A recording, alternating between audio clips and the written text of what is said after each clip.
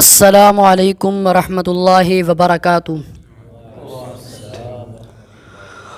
اعوذ باللہ من الشیطان الرجیم،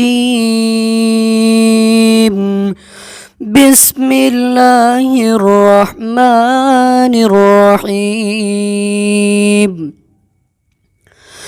من اجل ذلك كتبنا على بني إسرائيل أنه من قتل نفسا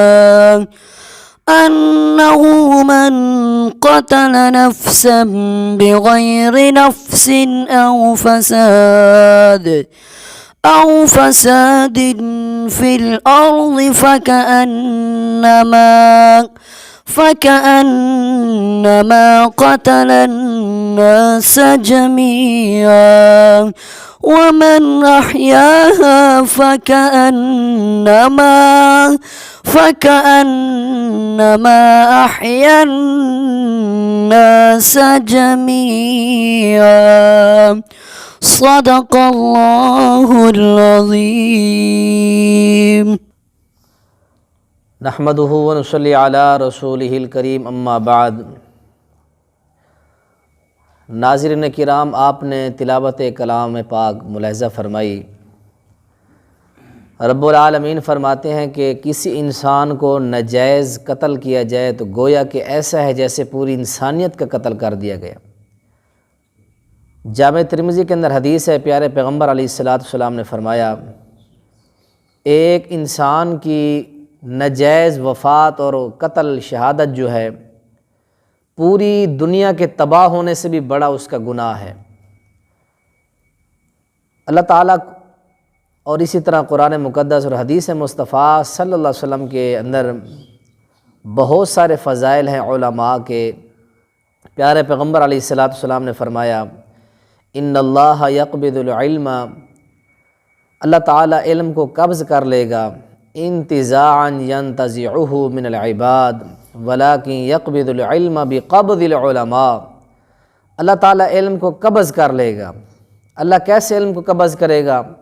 علماء کو فوت کر کے، علماء کو وفات دے کر، شہادتیں دے کر اللہ تعالیٰ علم کو ختم کر دے گا دنیا کے اندر، اور دنیا کے اندر پھر علم کی جو روشنیاں ہیں، شمعیں ہیں، وہ ختم ہو جائیں گی۔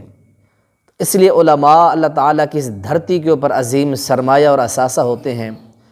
جامع سنن ابن ماجہ کے اندر پیارے پیغمبر علیہ السلام نے فرمایا، اس امت کے فقراء کو اللہ تعالیٰ موحد اور نیک لوگوں کی وجہ سے رزق عطا فرماتے ہیں۔ تو گزشتہ کل سے جو ہمارے بہت بڑے عالم دین، جماعت اہل حدیث کے جید اور ممتاز عالم دین مولانا عبدالحمید رحمتی رحمہ اللہ کو بے دردی کے ساتھ شفقانہ انداز کے اندر ان کے درسگاہ اور مدرسے کے سامنے شہید کر دیا گیا۔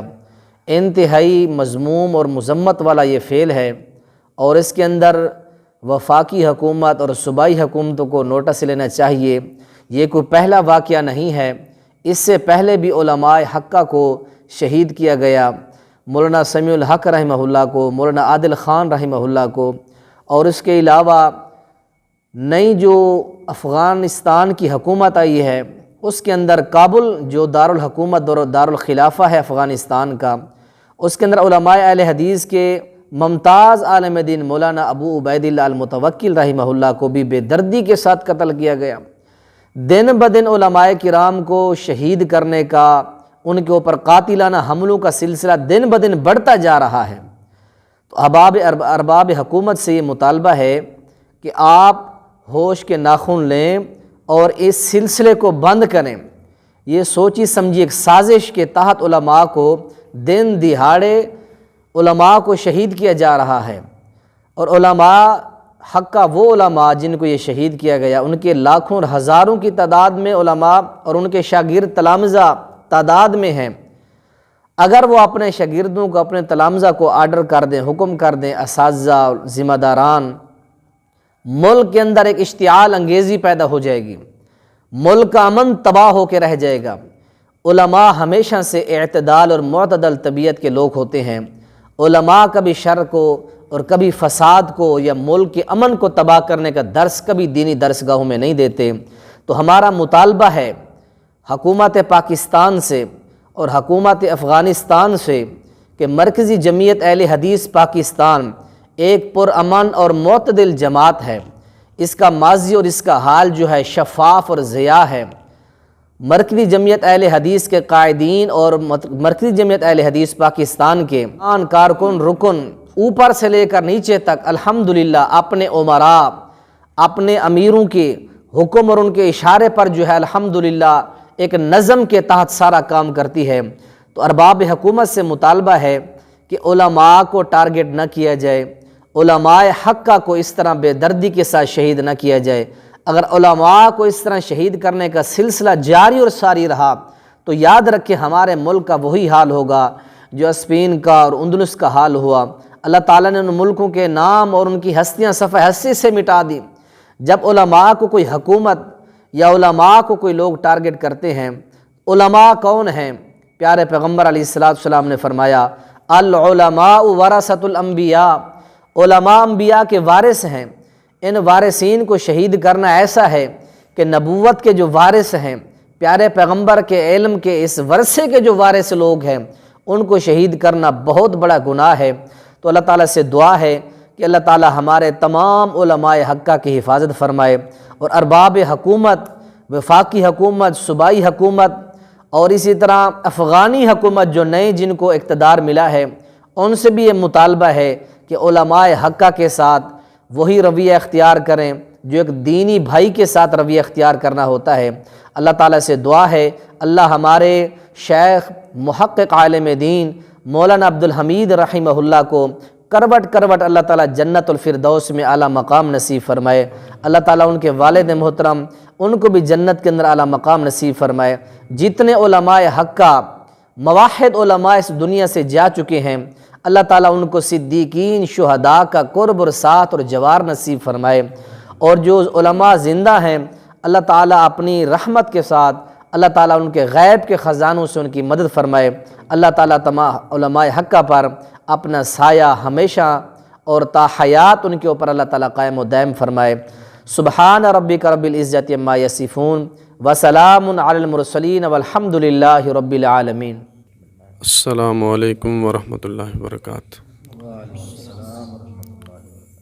حضرات، جس طرح کہ حضرت قاری صاحب فضیلت الشیخ قاری امجاد الحق صاحب حفظہ اللہ تعالی نے ارباب حکومت سے مطالبہ کیا ہے کہ ہمارے علماء کو ٹارگٹ کیا جا رہا ہے، جو کہ انتہائی مذمت والا فعل ہے، مذمت والا کام ہے، تو ایسے کاموں کو روکنا حکومت کی ذمہ داری ہے۔ ہماری وفاقی حکومت اور ہمارے جو ہے نا جتنے بھی ذمہ داران ہیں، ہم ان تمام سے التماس کرتے ہیں کہ اس طرح کی حرکات و سکنات کرنے والوں کو جلد از جلد پکڑ کر گرفتار کر کے کیفر کردار تک پہنچایا جائے، وگرنہ ہماری جماعت کا منظم نظام ہے الحمدللہ۔ ہم اپنے قائدین، ہم اپنے امراء کے قال کے ہم منتظر ہیں۔